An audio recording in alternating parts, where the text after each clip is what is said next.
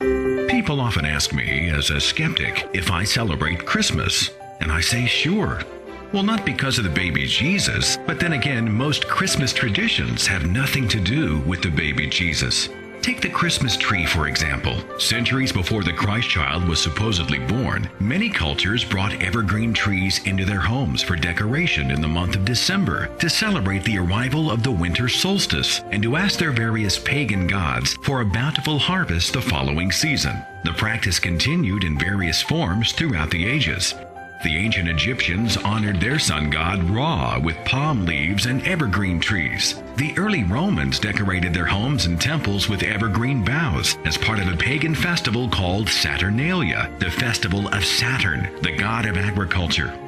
The Vikings of Scandinavia believed that evergreens were the special plant of their god Balder, and they would burn Yule logs and feast until the last ember burned out. The actual Christian tradition of the Christmas tree began as late as the 16th century in Germany, and Christmas trees were still seen as pagan symbols throughout the U.S. until the 1840s.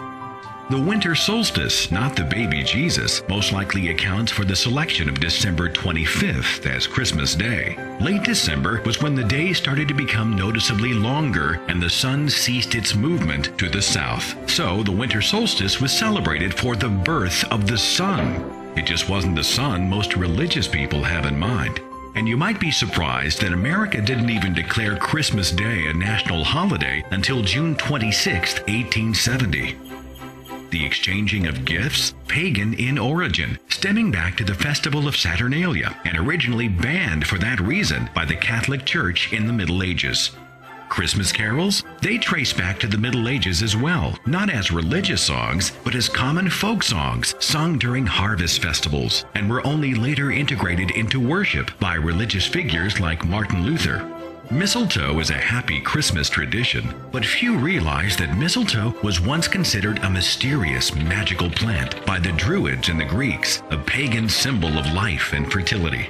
In Scandinavia, mistletoe was considered the plant of peace, under which enemies could declare a truce, and arguing spouses could kiss and make up.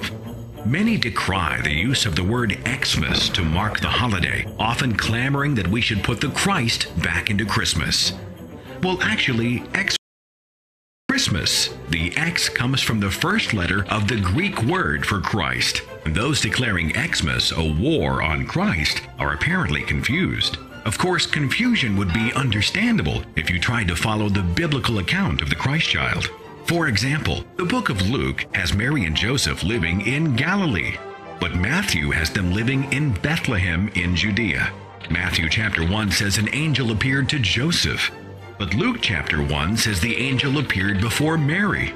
And what about the three kings we hear so often about? In the book of Matthew, they were magi, astronomers, not kings. There's no mention of three anywhere, and the entire account contradicts the one in the book of Luke, which has Jesus being visited by local shepherds, not astronomers. And the miraculous virgin birth? Not so much. Matthew apparently misread the original translation from Hebrew to Greek. The Hebrew word Alma doesn't mean virgin. It translates young woman of marriageable age, or young maiden. What about the lineage of Jesus? Matthew has 28 generations between David and the birth of Christ. But Luke lists 41 generations. According to both Matthew and Luke, Jesus was born on or before 4 BCE during the reign of Herod the Great. But Luke said that Joseph and the pregnant Mary had to go to Bethlehem for a census by Quirinius. Well, that census took place in 6 AD, years later and after the death of Herod.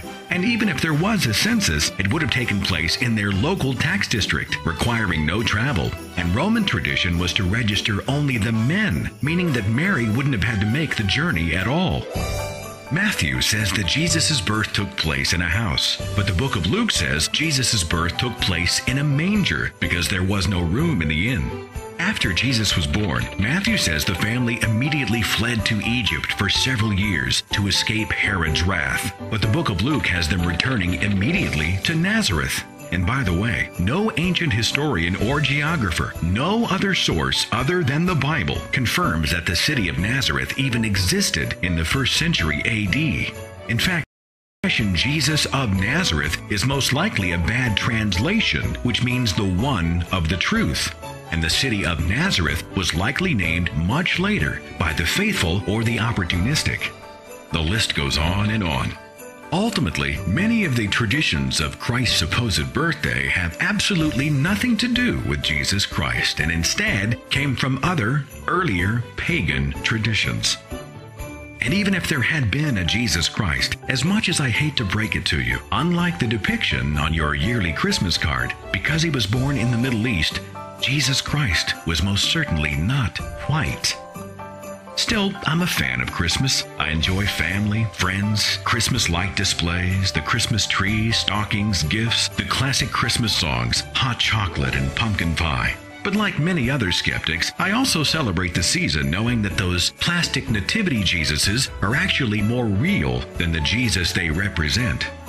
And as millions of Christians erect pagan symbols and practice pagan traditions while defending the Christian Savior story, it's a chance for the rest of us to simply smile warmly, offer them a cup of hot cider, and wish them a Merry, Merry Xmas.